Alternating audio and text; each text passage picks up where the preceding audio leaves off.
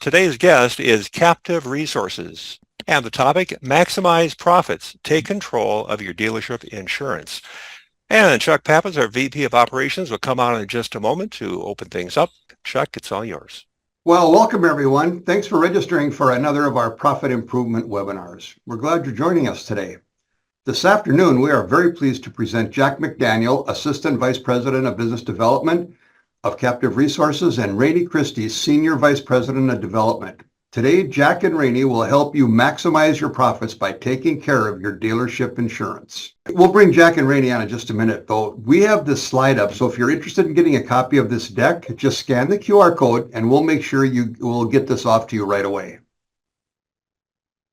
We started this webinar series about 3 years ago, and in the course of these webinars, we have presented a wide variety of categories and topics: audit recovery, reduced shipping costs, doing a marketing analysis of all your buyers, your dealer DMS systems, which, boy, has really had an effect on this industry in the last 6 months, shop supplies, hidden opportunities for your service department, our popular buy-sell webinars, as well as some revenue-producing opportunities, all intended to reduce expenses and improve profitability in your dealership. If you're new to the series, we encourage you to stay tuned and watch for other profit improvement topics coming up. You can also go to past webinars and look up the whole variety of webinars that we presented and see if there's something that interests you, and you can click on and watch it. With that, I'll turn it over to Jack and Rainey. Take it away. All right. Thank you, Chuck, for that introduction. Hello, everyone. Appreciate the time. Hope everyone is well, and it's great to be in front of you all today. And my name's Jack McDaniel. I am a AVP of Business Development Executive at Captive Resources. Kind of just to quickly introduce myself, I have really two main responsibilities here at Captive Resources. One is client education. So what we'll kind of go into today is hey, this is a hard insurance market. I'm sure a lot of you are very familiar with the marketplace we're in for your property and casualty insurance. It's no secret. Rates are increasing. Carrier capacity is decreasing. I'm sure companies that have no losses or really control their losses are still seeing increases year after year. So one of the kind of solutions to that hard insurance market for best-in-class companies is what we're going to go over today, which is going to be a group captive. So we'll kind of go over a quick high level of what that is, how it operates, so on and so forth. We'll dive into that kind of at a 30,000-foot level. And then the second role of my job here at Captive Resources is the internal marketing. So under kind of our umbrella, we're a consultant, but under our umbrella, we have 45 captive insurance companies that we run, we manage, and we place best-in-class companies in them. So once a member wants to look at a captive, I'll work the internal marketing to find the right home. So that's who I am. It's great to meet you all. I appreciate you all taking some time out of your day, an hour out of your busy day to attend today and learn more about, how group captives can be a solution in this hard market. That's my introduction. Rainey, if you want to quickly introduce yourself as well. Yeah, great. Thanks for having me on, everybody. I'm Senior Vice President of Business Development. My background was, before coming to CRI, I was within the traditional market for a couple of decades. And during that time, I was in all market-facing roles. So I was working with our broker partners, approaching businesses like yours, particularly the last 5 years, delivering messages about change of terms and conditions, increased rates, exclusions, no matter how good of a performer you were or how much you were committed to safety. I was having to deliver those messages, and it wasn't fun. But I'll tell you this, I knew there had to be a better way, and that's when I found CRI. And so today you're going to learn a lot about taking control of your insurance destiny and actually earning back your underwriting profits, rewarding you on your performance. So Insurance Reimagined, our subject matter expert, Jack, will walk you through that. Awesome. Thanks, Rainey. Well, yeah, with that, we'll just hop right into it. I will say, again, this is a 30,000-foot level of kind of our concept and how it operates at a very high level. If you have any questions, which I'm expecting there to be, please feel free to ask them in the chat. If it's relevant to the discussion we're speaking at that certain time, we'll address it right then. If it's something that can wait until the very end, we'll just address them all at once. But with that, let's just hop right into it. So, first thing, I want to create a poll just to see who in the audience is here today. And if you would just quickly fill this out, Are you a dealer principal? Are you part of the management team, a service team member, or are you from StrategicSource or other? You could just quickly, we'll give that about a minute or so. Okay, 4 more people. If you can just quickly fill this poll out. All right, we're going to end this poll and share the results. Just so transparency, you'll notice is a big thing for us at Captive Resources. So if you guys can see this poll, majority of you are dealership management, one principal and a few others from StrategicSource and others. So just get a good feel of who all is attending today. Okay. All right. Let us move on.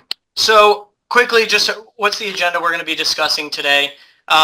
Again, a super high level of, of this group captive solution and how it helps lower your overall insurance costs. So firstly, we're just going to dive into, hey, what the heck is a captive? We're just going to go into a definition. There's kind of a few different types of captives in the marketplace right now. It's kind of a buzzword nowadays just because of this hard market. So we're going to define it, and then we'll talk about what the group captive benefits are. So we'll talk about, hey, we're in a hard market. Why is the market this hard? Why are carriers restricting their capacity? Why are they increasing in rates? We'll go into kind of the certain reasons for that, and then we'll talk about how the solutions of the group captive address those concerns. Okay, one of those benefits are lower insurance costs. Okay, anyone can say lower insurance costs till they're red in the face, but I'm going to show you how our insurance costs are actually lower in the group captive for the right member. And then speaking of the right member, we're going to dive into who qualifies. So I'll be totally transparent right off the beginning. There's more people that disqualify for a group captive than that qualify for a group captive. So we're going to go into kind of the defining terms of who actually is able to get into a group captive. Okay, and then lastly, we'll focus on the structure of a captive with kind of some visual aids. How do losses flow through the captive? And then lastly, we'll finish with next steps. All of this in this presentation, by the way, is through the lens of comparing and contrasting how the captive works versus how the standard insurance market works, which we call the guarantee cost market, which is really what most people are used to, where you're transferring 100% of your risk. You're paying a premium to a Travelers or a Liberty Mutual or a Cincinnati, and they agree to pay your losses up to a certain limit. So you're totally transferring all that risk. So we're going to be, all this is through the lens of comparing and contrasting to what you guys are very familiar with in the standard market. Okay. So one more poll question, just making sure you all are here, but I actually am curious to say, what's your familiarity with group captives right now? Have you ever heard of them before? Anywhere from A, I'm not familiar, I'm somewhat familiar, I'm very familiar, or you know more than me. Okay, so please answer that just so I have a good baseline on what to expect. All right, a couple more seconds. All right, we'll go ahead and end that and share the results. So not familiar at all, somewhat familiar, that's kind of what I was expecting. Captive is kind of one of those buzzwords out there that people use a lot of times incorrectly. There's a lot of different ways to insure your risk outside of the guarantee cost model, whether that's a group captive, a single cell captive, a risk retention group, all this fun stuff behind the scenes, high deductible programs, self-insurance, all that fun stuff. So that's pretty much what I expected in line. Okay, all right. So next, we'll just quickly introduce Captive Resources. All right, who are we as a firm? Captive Resources, we are an independent consultant to group captives. So very important to establish that we are not the captives themselves. We don't have any ownership of the captives. We're just responsible for the creation of these captive insurance companies and the oversight, the actual running of these captives, okay? So we have been in existence since the 80s. We actually created the group captive concept in the 80s in a similar hard market to what it is today. So at the time, just quick, history, at the time the only captives around were single cell captives. Kind of getting in the weeds here, but these were large companies that created their own insurance company just for them. For these, Fortune 500 companies, what we did is we took 8 companies and about $1.5 million, combined them together, and created the first group captive, member-owned group captive.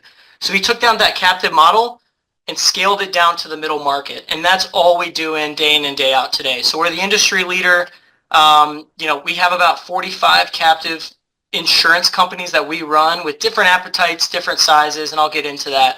But what that really equates to is we have 6,400 members, so 6,400 companies in the U.S. that have adopted this model, equating to about $4.2 billion in annualized premiums. Okay, so that really equates to about 85% of the market share of the group captive space. Okay, with that said, we do all industries pretty much. It's safe to say, it's easier to say what industries we don't do. We do manufacturing, construction, transportation, hospitality. We pretty much do it all.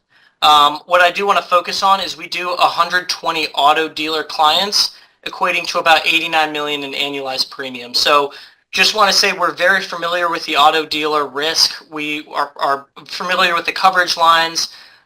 We actually have a standard coverage template specific to auto dealers. Time tested, we're true, we know the risk, and we are very aware and very bullish on auto dealers. So I know that was, why we wanted to hop on and communicate this message today, because I know commercial insurance is very likely top of mind for you all, especially in this hard market. Okay, so we work with plenty of auto dealers around the U.S. And lastly on this bullet point, we've issued over $4 billion in dividends back to our members. So as Rainey, mentioned earlier, part of the captive model is that you're buying into an insurance company. So in the traditional model, you're just paying a premium. If you have no losses, you don't get any of that money back. In this model, you're pre-funding your premium. If you have no losses, you can earn that money back in the form of dividends. And I'll get more into that in a couple slides. But to date, since over the 40 years, we've issued $4 billion of total dividends back to our members. That $4 billion would have been, if they had not been in the captive, that would have been just underwriting profit to these carriers. Okay? So that's quickly who we are, Captive Resources. We are an independent consultant. We work with brokers in placing best-in-class companies into this group captive model. Okay? So what is a captive, basically? I'll take a step back. On the left side of this presentation, we have a really cool looking, figure. There's three real generalized main methods of managing risk. The first is the traditional, conventional insurance model, which I mentioned earlier, you guys are probably used to, where you're transferring 100% of your risk with Liberty Mutual, with Travelers. You're paying a premium to Travelers, and Travelers agrees to pay any losses up to that limit. If you have a bunch of losses, Travelers has to pay. If you have no losses, Travelers pockets that underwriting profit. Okay, that's the traditional model where you're transferring 100% of your risk. The absolute inverse of that is self-insurance. Pretty self-explanatory. You're retaining all of your losses. This is really for these large companies that can, set up hire their own TPA and hire someone internally.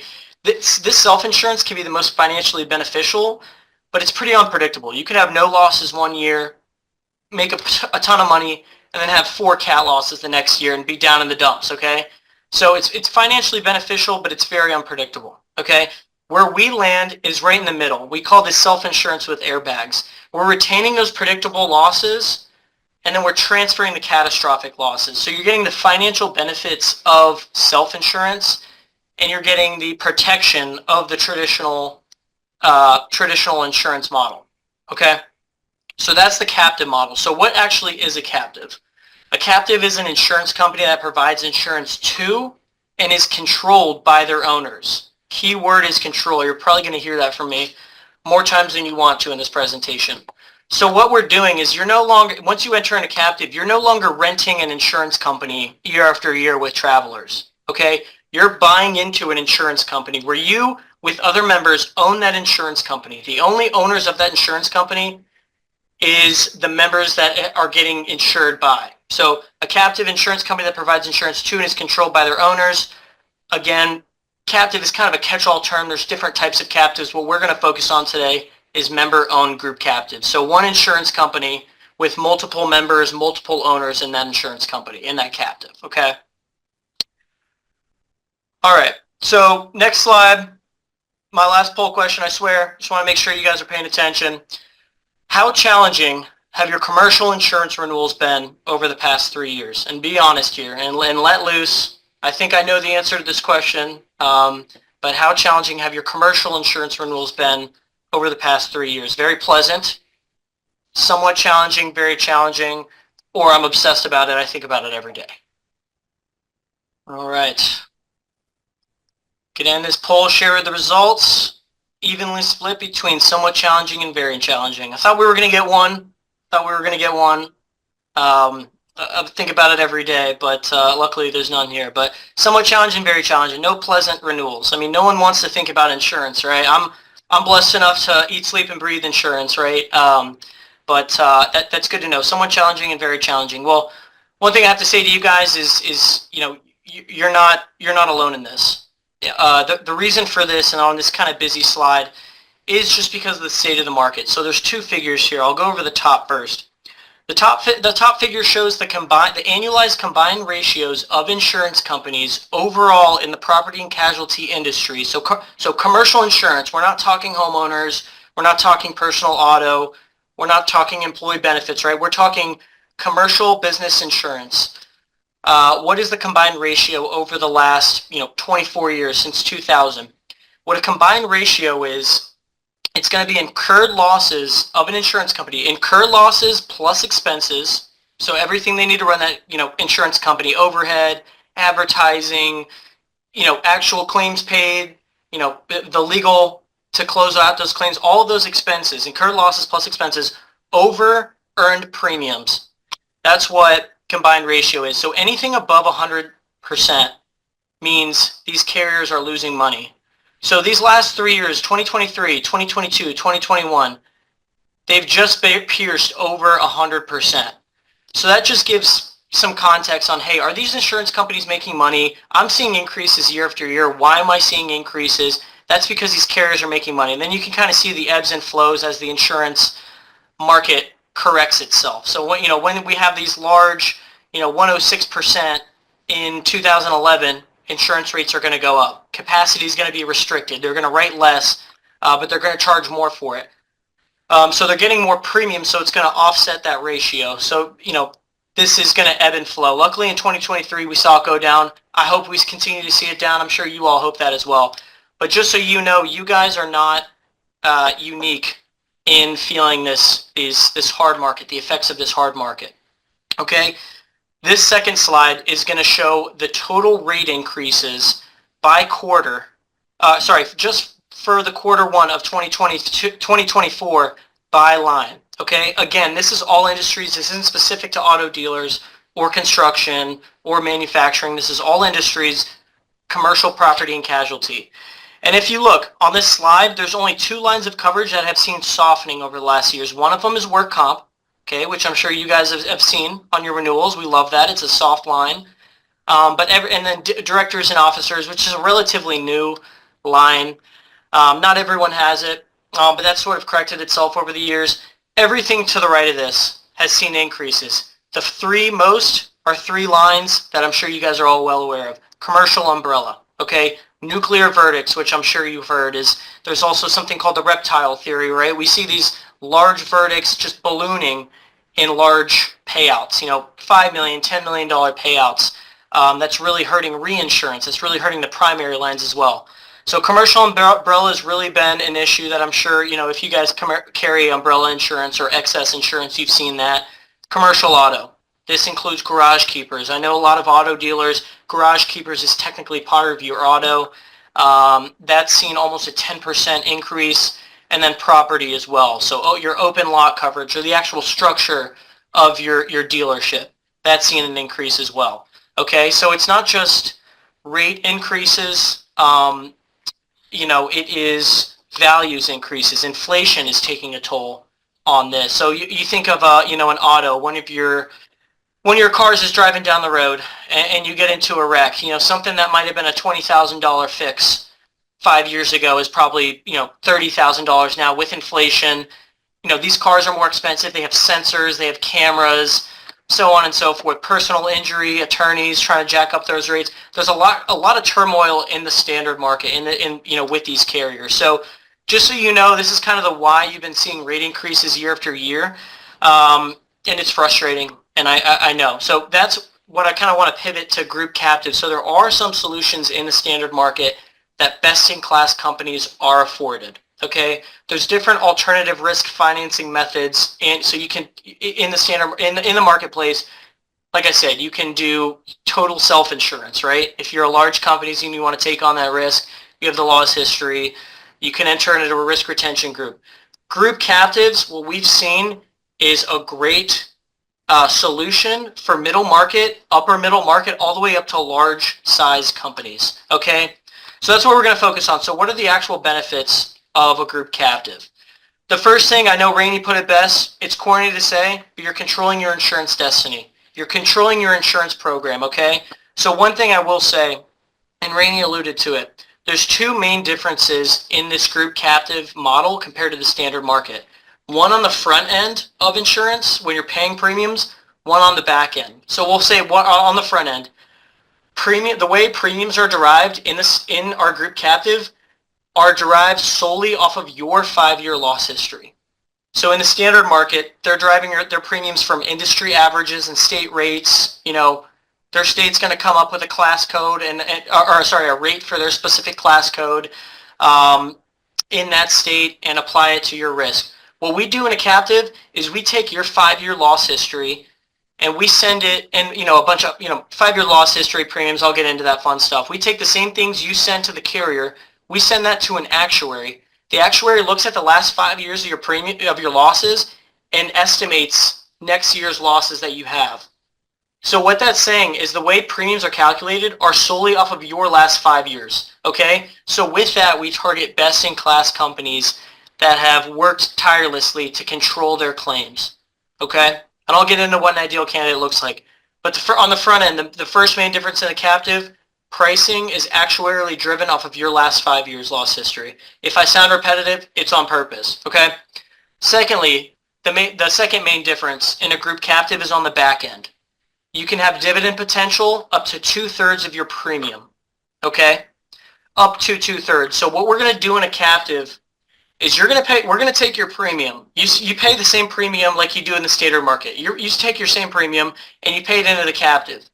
2/3 of that premium, on average, is going to be reserved for loss funds to pay for losses.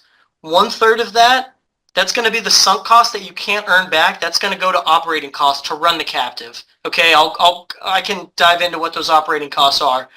But in the standard market, 100% of your premium is going to travelers. It's non-refundable. In the captive model, 1/3 of your premium is refundable. If you have no losses in that policy period, you can get that money back in the form of a dividend.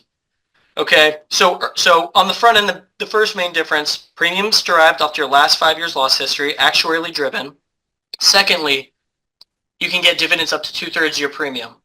Okay, very repetitive. Just want to make sure that really drills into you guys, okay? So with that, we have the potential for significant cost reduction, okay? Both on the front end and the back end with the net effective cost, taking out those dividends, okay? One thing in this captive, in our captives as well, is that the same way we calculate premiums coming into the captive, we calculate every year at renewal. So what we're going to do is we're going to take the most recent 5 years. If you've been in the captive for 6 years, we're going to take the most recent 5 years, and that 6 years is going to drop off, right? So what we're doing is we're taking best-in-class companies, putting them in the captive, and making them world-class. So what we're going to do is we're going to allocate a portion of your premium towards loss control, towards risk control, towards managing claims. Okay, so we want you, it's like renting a car. Or let's talk about homes. Like if you're renting, if you live in an apartment, you're renting year to year. You're gonna treat that apartment a lot differently than the home you owe, right? Same thing in the captive. You're gonna have ownership in the captive. You're gonna want to perform better and further drive down your losses, which that affects you financially, right? Low losses means less money being paid out. But also, those are lives and limbs being saved. Those are precious employees as well that aren't getting hurt. So on and so forth. So enhance loss prevention and claims management, take best-in-class companies, we make them world-class. And then the last benefit I want to mention is investment income accrues to you. So real quick, the two ways insurance carriers make money off of you right now. So the way Liberty Mutual, for example, is making money off of dealers in the standard market is underwriting profit and investment income. Underwriting profit, if you have no losses, they pocket that underwriting profit. Investment income, claims take time to close out. Unless it's a property claim and they cut a check within a couple weeks, which, that's the best case scenario, right? these claims, a work comp claim can take years to close out, unfortunately. What we're going to do is we have a captive investors fund. We have a mutual fund specific to Captive Resources members, investing those unused loss dollars. It's about, we actually just got word yesterday, as of October 1st, it's a $9 billion, first time we've ever pierced $9 billion, $9 billion mutual fund, earning investment income, making that money work for us, investing the float while those claims are paid out. So we're not just going to take your premiums, those loss funds, and just sit on it. We're going to invest those and make money for us in the standard market. Okay? So underwriting profit and investment income, instead of the carriers making that money off of you, you directly benefit from those two ways carriers make money off of you. Okay? All right, we'll keep rolling. So potential for significant cost reduction. I can say that. Anyone can just say that and not back it up. Well, let's get into how those overall costs are lower. So as I mentioned, I kind of spoiled it. One, your premium's based off of your own loss history. You yourself, if you control your losses as a company, you directly control your premiums. Everything else constant. You know, exposure is constant, so on and so forth, right? So the thing in a cap, there's a bold statement, no carrier is going to say this. If you have no losses in a loss year and your exposures are the same, you have the same amount of sales, you have the same amount of payroll, that 5-year loss ratio is going to take that 0% loss ratio and it's going to go down. So you directly control your insurance destiny. You control your insurance program. And this is one of the ways we have a 98.5 retention rate of members in our captive. It's not because members can't leave, right? Members can leave whenever they want. There's no handcuff clauses. It's because they get that control back that they feel like they've lost in the standard market, which I'm sure a lot of you are feeling now. You're controlling your losses. You have no losses year after year, and you're still seeing it. You're just crossing your fingers for a 5 or 10% increase. That's not the case in the captive because your premium is derived specifically off of your own loss history. Okay? With that, you're not only taking, proactively on the front end, taking your own loss history and applying it to your premium, you're also being pulled out of the traditional insurance market with the good and the bad players. You're being insulated from those nasty market conditions, okay?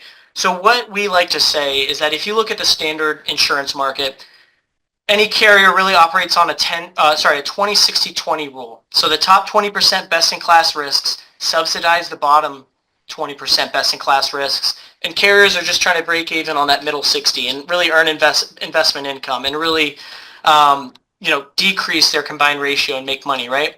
What we're doing in this captive, as I mentioned, our underwriting process is picky, right? We're very picky. We try to protect our members just like what we would try to do with, if you were in a captive.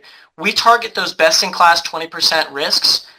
We pull them out of the standard market, place them into a captive, give them the pricing they deserve, give them dividend potential back, give them that control. They get to go to these cool board meetings in Cayman and Banff and Italy, just real terrible places, right? They get to meet other members of the captive. They get that control back. We have a 98.5% retention rate. They're not going back into the standard market. So if we're taking the top 20% best-in-class risks, what's that doing for the overall pool in the standard market? It's becoming a worse overall risk pool in the standard market. Okay? So what we're doing is we're pulling them out of that risk pool and putting them in a better risk pool in the captive. Okay? So there's that. Secondly, enhanced risk management and claims management. Again, this sounds repetitive. I want it to be. That's by design. We're taking best-in-class companies, making them world-class. The whole key in the captive is to come in with this, X amount of premium and then drive your premium or your loss costs lower and lower while you're in the premium. We want to make you a safer company. I've heard, many times of members that have doubled in size and they've kept their premium the same rate. They've kept their premium the same, which is just phenomenal. That's our key. That's our whole point in the captive. Okay. One more thing to touch on is lower operating costs. So I can get really into the weeds about this, but each one of these captives is an insurance company, right? We don't have any overhead. We're not sponsoring golf tournaments and, putting our name on commercials. We're operating at the expense level that we need to. So with that, we have lower operating costs to run the captive. In the captive model, I'll get into it, but we have reinsurance in the captive. So in the standard market, reinsurance for the most part, to really simplify it, you're purchasing reinsurance individually. In a group captive, some of our largest group captive is a $500 million captive, okay? We can negotiate lower reinsurance costs as a whole, the law of large numbers. So with that, there's multiple operating costs that we can negotiate lower.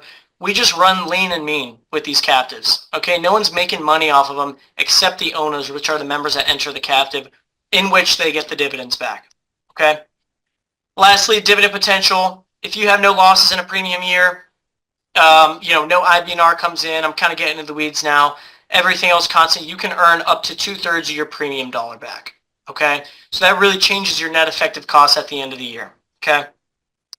And again, I'll just implore you to, if you have any questions, feel free to ask them. If it's pertaining to the slide, we'll hop in and answer. If not, we'll just save it for the end, but we'll make sure everyone gets addressed, okay? All right, so in the captive model, I'm a visual learner. I'm sure a lot of you are. In the captive model, as I mentioned earlier, we call this self-insurance with airbags. So you're retaining your predictable losses and you're transferring the risk of those catastrophic losses, okay? So we're going to hold you accountable for those frequency claims. So in the captive model, in any single loss, the captive as a whole, all the members of that captive, the captive as a whole is responsible for their captive retention of that loss. For this example, we're using the $300,000 limit. So in any single loss, the captive as a whole is responsible for the first $300,000 of that loss, which you're pre-funding for, by the way. Okay, first $300,000 is on the captive. Then anything above $300,000, reinsurance is baked into those operating costs. So reinsurance is going to pick up at $300,001 up to the captive retention of $1 million. And then work comp, just like the standard market, just like you're used to now, it's statutory limits. And then you are still going to be placing umbrella insurance or excess insurance to sit and attach onto that captive, just like you have now in the standard market, okay? So to the outside eye, it's going to look like a guaranteed cost policy fronted by AIG, fronted by Zurich, fronted by Arch, very reputable. These name brand, very financially stable, financially reputable insurance carriers, they're fronting the captive. So we're using their appointment with the state, we're using their paper, and we're using their financial backing. So if you join a captive, ABC dealership, and your policies are going to be on an AIG paper. ABC dealership is the first named insured, okay? It's going to look like a guaranteed cost policy to the outside eye. So we have the financial backing from A+ rated domestic carriers, okay? So important to note, or just, retouch on, captive, you're responsible for the captive retention, the first $300,000. Reinsurance, which is baked into your operating costs. Remember that 2/3 is reserved for loss funds, 1/3 is reserved for operating costs. Within that operating cost is reinsurance. So any large losses above $300,000 are taken up by reinsurance, and if it's larger after that, if it's a auto liability claim, umbrella picks up anything above that. Okay? One thing to note, we do 3 lines of coverage in the captive. Okay? That's going to be work comp, general liability, and auto liability. And then for dealers, auto liability includes garage keepers. So I know a lot of you're not just selling cars, right? You're actually doing the service work. You're working on them. You have a shop on your premises. So there's liability that's specific to that industry as well that, very likely you're getting in the standard market. I hope you all are if you're performing service work. But that's going to be included in our auto coverage. So we have a special standard coverage template, like I mentioned. We do a bunch of auto dealers. We're very familiar with the risk, and we're very bullish. We're looking to grow more as well. So work comp, GL, auto. Very important to note, there's no open lot with this. I know property insurance in general is tough right now. As I mentioned on that market slide, open lot is not going to be included for the actual cars that you're selling. It's not going to be included in the captive. That's going to be placed separately. Okay? So that's going to be, there's a bunch of programs out there that your broker, I'm sure, is aware of, or carriers that will write it standalone. But it's very important to know this is going to be work comp, GL, and auto. Okay? The reason, real quick, that we do these 3 lines, 2 reasons. They're the most actuarially predictable. So these 3 lines, looking at the last 5 years of their losses, our actuaries can get a pretty good feel of what their losses are going to be predicted to be for the next 5 years. Okay. Second thing is that these losses can take time to close. A work comp claim can be open for 3-4 years. So what we're going to do, same thing, Warren Buffett does, is they invest the float. Until that lost dollar is finally paid out to the claimant, they're going to invest that money and make it work for us in the meantime. We're doing the same thing here. Okay, so these 3 lines actuarially predictable, and we earn investment income on that float. Okay. And then quickly, we have basket and clash insurance too, which is, some cool kind of 2 terms. That basket insurance, basically, if there's multiple lines triggered under one event. So if there's a claim that triggers work comp and auto liability, you're not going to be responsible for 2 separate captive retentions. Okay, we're just going to basket those lines together. That's going to be 1 occurrence. It's going to be 1 captive retention. Clash insurance, this doesn't happen often, but that's basically if 2 members of the same captive are clashed into 1 occurrence, those aren't going to be 2 separate occurrences. They're going to be clashed together into 1 occurrence that the captive is responsible for. Okay? Retaining predictable losses, transferring catastrophic losses. We hold you accountable for these frequency claims. We are very forgiving for large catastrophic claims that are very hard to predict. Okay? All right, we'll keep moving on. Within that captive retention layer, that first $300,000, it's not just going to be 1 big fund. So yet 2/3 of your premium dollar that we're reserving for losses, it's not just going to be 1 lump sum pool. It's going to be broken out between an A fund and a B fund. So the A fund, B fund model, we created the concept back in the 80s. It's very familiar with the group captive model nowadays. But what this means is that the A fund is the frequency layer, the B fund is the severity layer. A fund pays the first $100,000 of any claim or claims below $100,000. B fund attaches at that A fund of $100,001 up to the captive retention of $300,000. And then if you remember that after that, reinsurance takes anything after that above $300,000. Okay? The real reason we have this A fund, B fund layer, we created the B fund primarily to absorb risk sharing. Okay? So risk sharing, 100%, it happens in the captive. And that's why we created this B fund, okay? So two main differences, because I know that's kind of one of those words. It's like, oh, risk sharing. I don't want to share risk with other people. 2 main differences between the standard market. 1, you're risk sharing with Travelers, with Liberty Mutual, you're risk sharing 100% of your premium. You don't know what you're risk sharing, how much of your premiums you're risk sharing, with who. Is it that bottom 20%? Is it that middle 60? You don't know who you're risk sharing with. And you don't know how much your premium is going to be risk shared away. In this captive model, 1, risk sharing primarily happens at the B fund. That's why we created it. 2, you're risk sharing with best-in-class companies that were underwritten in the captive model in a far superior risk pool that are controlling their losses, that are controlling claims, so on and so forth, okay? So that's why we have the A fund and B fund model. All right? So we'll keep rolling on. A couple more slides that I'll quickly get through. So premium breakdown, I just like including this visual slide that shows, hey, in the captive model, our whole thing is control and transparency. Control, I mentioned, you're controlling your premiums. If you control your losses, your frequency losses, you're directly controlling your premiums.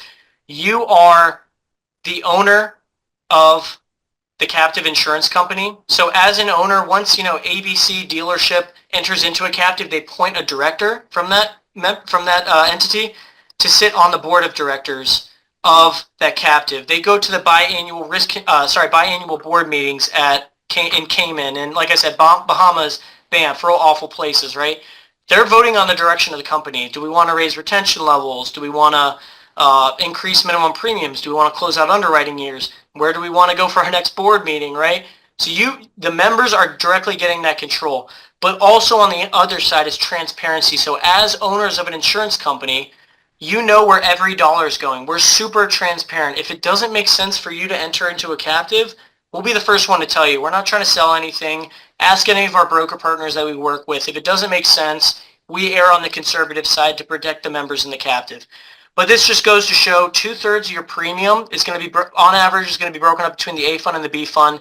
That's the money you can earn back. And then the others, that sunk cost, that 1/3 reinsurance, fronting carrier fee, claims administration, consulting fees, that's our fee, right? That's that sunk cost. Whereas in the standard market, you're paying a premium, you don't know how it's broken up. All you know is you're not getting any of that back unless you're in some kind of dividend plan, which happens, fair.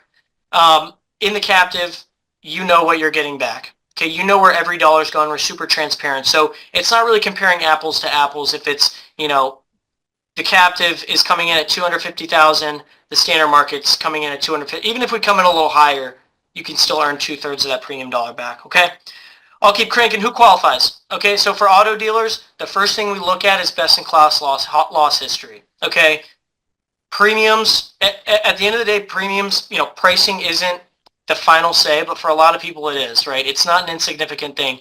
Since our premiums are derived from each member's 5-year loss history, we're only looking for best-in-class loss history.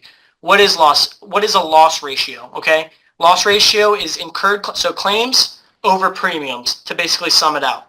So if you have 40% loss ratio or better or lower, that's when it makes sense to look at a group captive model. If you have 100% loss ratio, you have as many claims as you have in premium, stay in the standard market, you're getting better pricing. The carriers are losing off of you, which means you're basically winning. You're benefiting off of that relationship. Stay in the standard market. But, what we're really targeting is these best-in-class companies that carriers want to, if you have a 20% loss ratio, Travelers is going to loves you as a client. They're making money off of you. They're not going to want to get rid of you. That's when it makes sense to look at a group captive model, okay?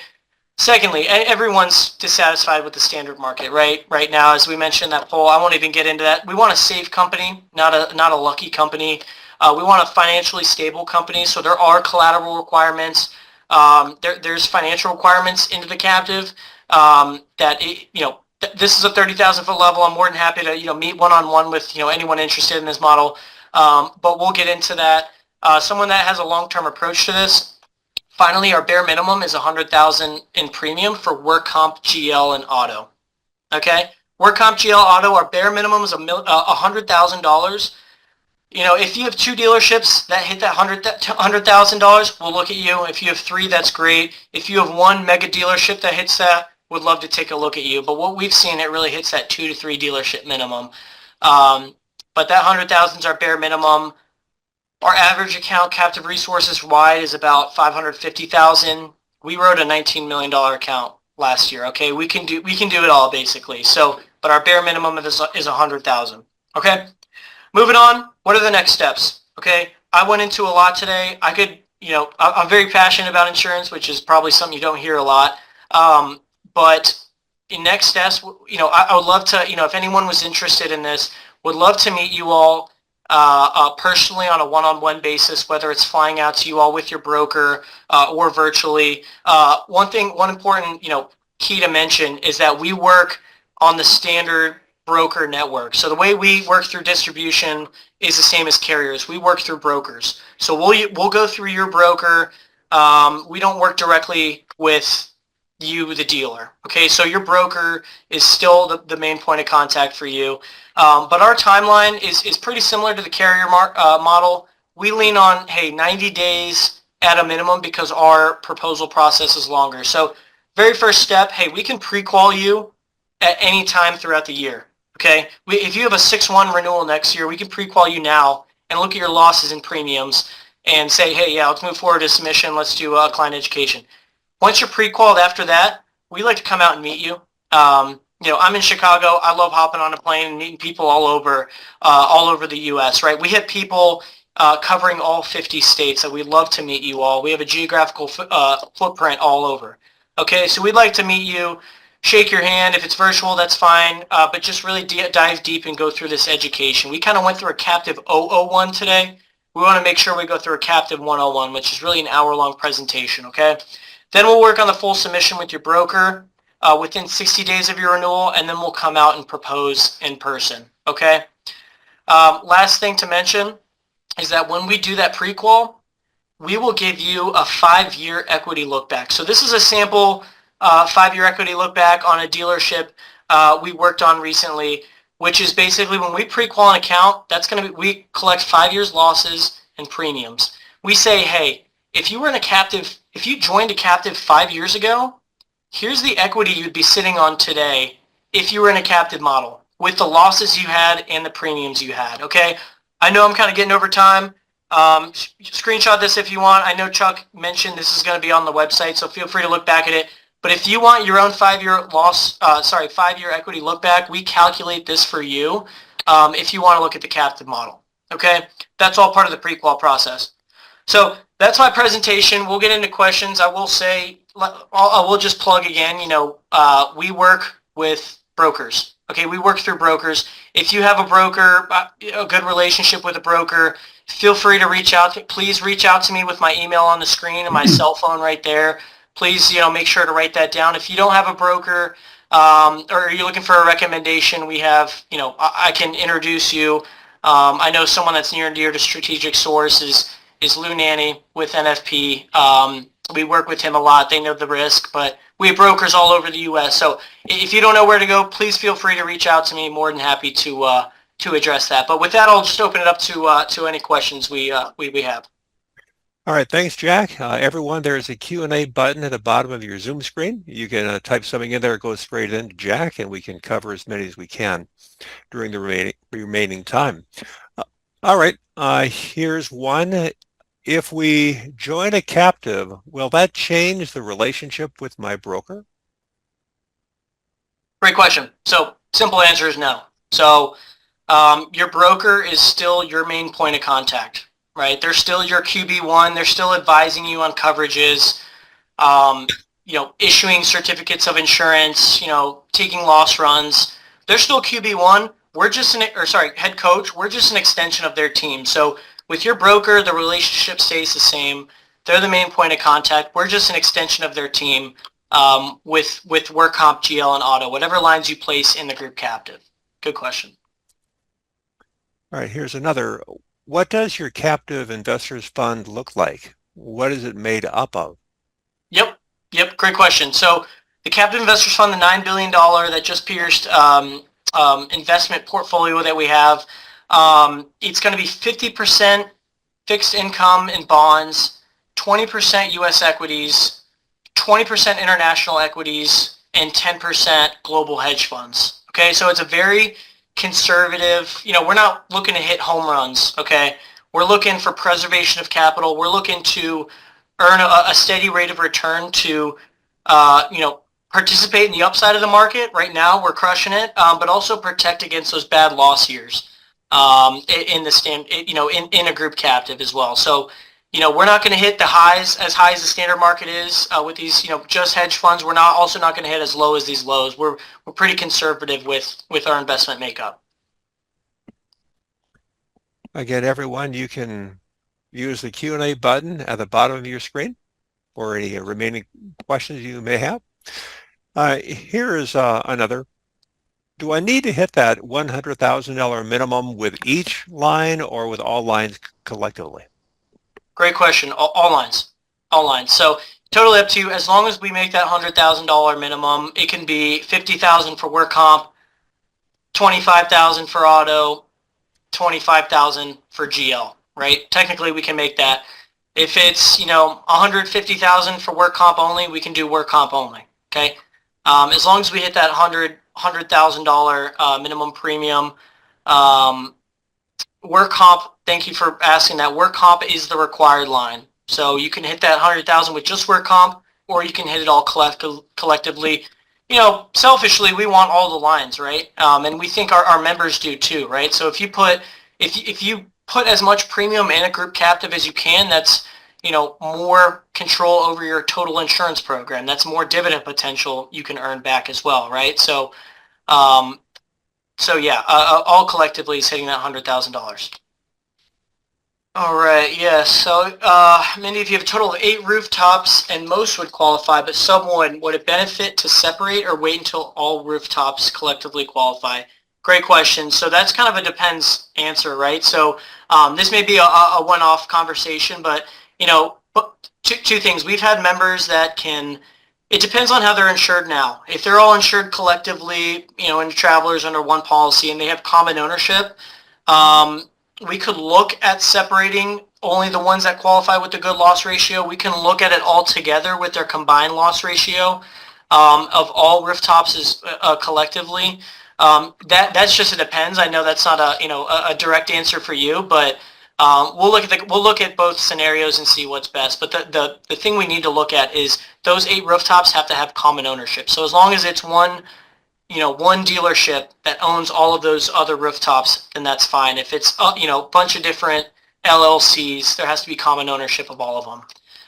So to answer your question, answer a lot of these questions, a lot of it depends. I mean, we don't have a general one-size-fits-all approach. At the end of the day, we are very customized in our approach to our members. So, Mindy, I would advise you to send me an email or have your broker send me an email. We'd be more than happy to weigh the benefits of both possibilities. We're going to leave the Q&A button open that people can still use it to ask questions, but otherwise, Chuck, can I bring you back on with your webcam and audio, and we can go on to the next segment of our time. Thank you, everyone. Appreciate the time. Thanks, everyone. Well, we encourage you all to reach out to Jack and Ray to find out how to maximize your profits by taking control of your dealership insurance. We have their contact information on this slide. Pretty interesting presentation, a lot of basic things that are easy to look at. So I would say it's definitely not going to be a waste of your time. If you need a little review, you can scan our QR code to reach Jack and Ray to find out how to maximize your profits by controlling your dealership insurance. And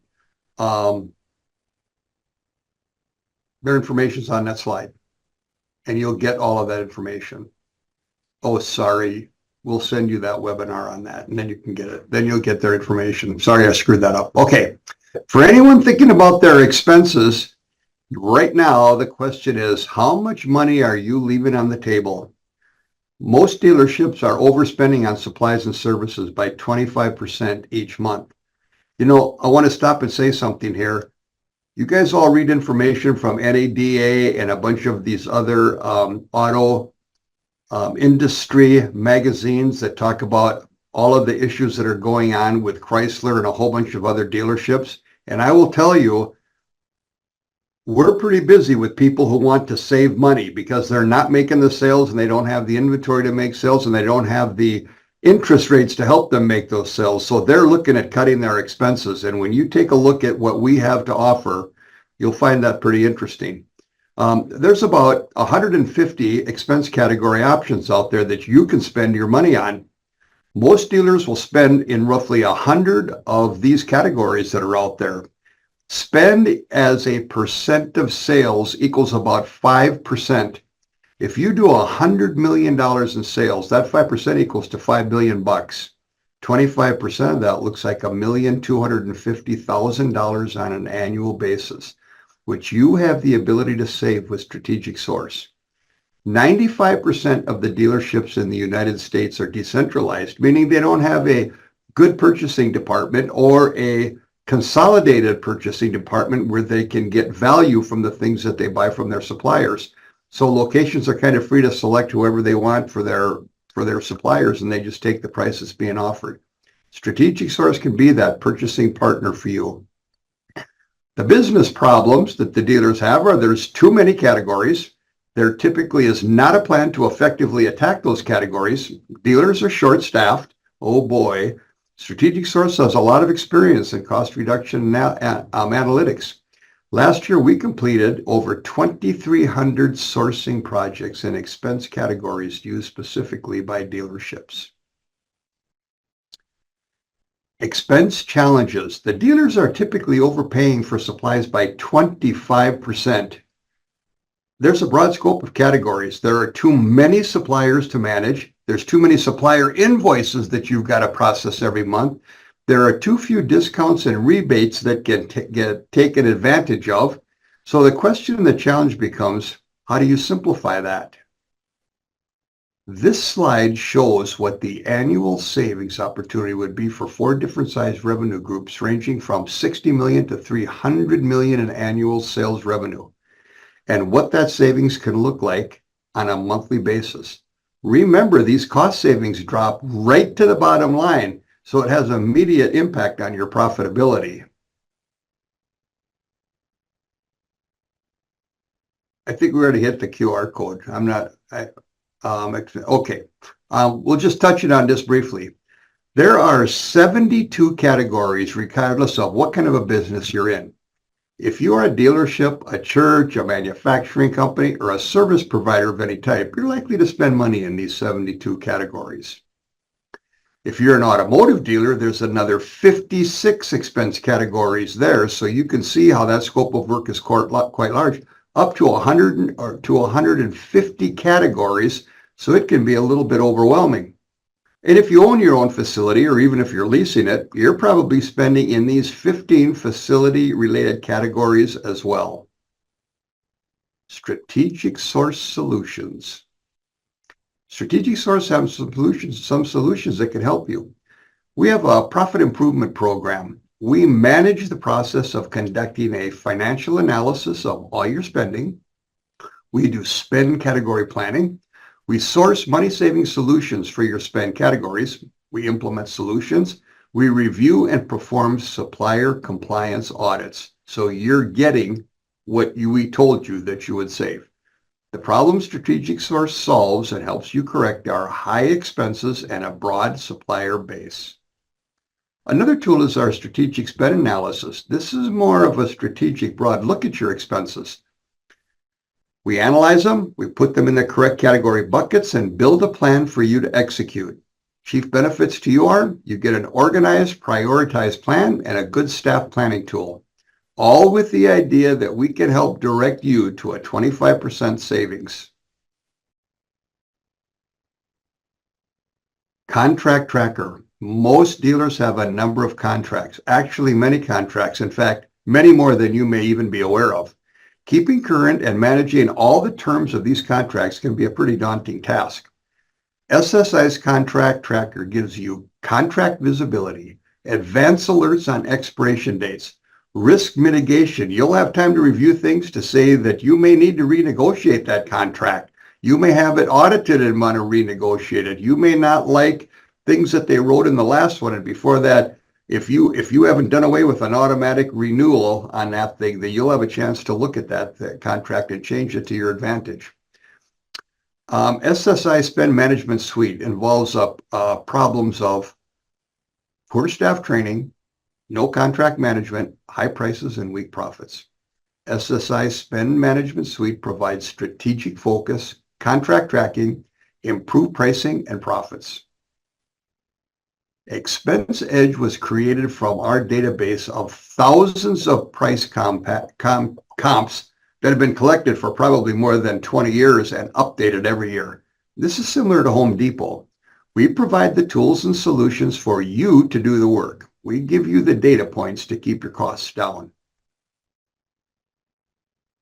Spend management learning. We do a lot of training in the areas of spend management. We've trained many folks. We do many webinars a year in Purchasing 101, 102, and 103. Simply put, we can teach your team to do what our team does. Hopefully this has been a helpful presentation today again. Scan the QR code and we'll get you information out to you right away. Thanks again to Jack and Rainey from CaptiveResources for this presentation. As a note, and this is very important for us to continue to let people know, StrategicSource does not take any type of compensation from our suppliers. But we do know that we have vetted them, we know what their work product is, and we know how competitive they can be. That's how we can provide you with recommendations to help you save your 25%. We would encourage you to take a deeper look at our suppliers' offerings. Thanks again for attending today. David? All right. Thank you, Chuck. And thank you to Jack and Rainey for your presentation, and everyone attending. We appreciate your time the last hour. We're going to bring up a post-session survey now. Important to get your feedback here. Just a short 2-question thing, because getting your feedback makes us better. All right. Again, we appreciate everyone's time, and we look forward to you joining us on future profit improvement webinars with StrategicSource. Have a great rest of the week, everyone.